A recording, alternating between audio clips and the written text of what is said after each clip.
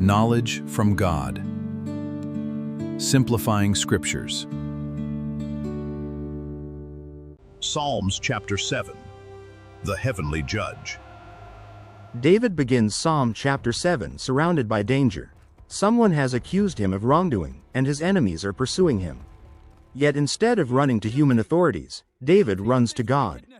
"Save me from all who pursue me," he cries.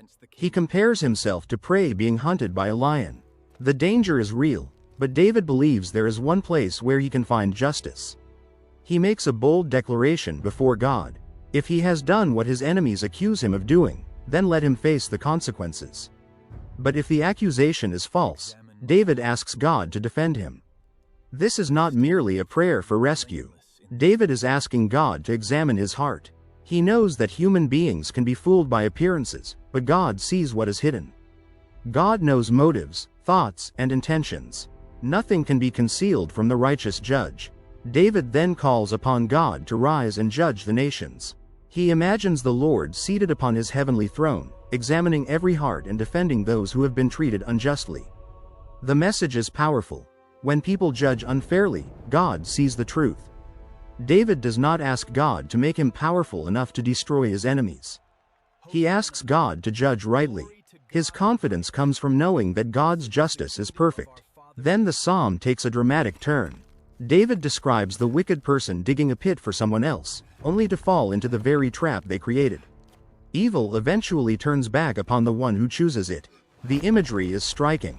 A person prepares violence, but their own actions become the source of their downfall. David ends not with fear, but with worship. He praises God according to his righteousness and gives thanks to the Lord Most High. Psalm chapter 7 reminds us that false accusations do not have the final word. When people misunderstand us, judge us unfairly, or attack our character, we can bring the truth before God. He sees what others cannot see. He knows the heart. He judges with perfect righteousness. And when we place our trust in him, we don't have to become consumed by revenge. We can leave justice in the hands of the one who sees everything. The chapter begins with David being hunted, but it ends with David praising God.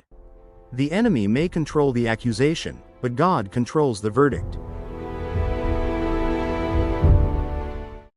Choose wisely between the righteous and the wicked. This choice shapes your entire life and dictates your eternal destination. Knowledge from God. Simplifying Scriptures. Please subscribe, like, and share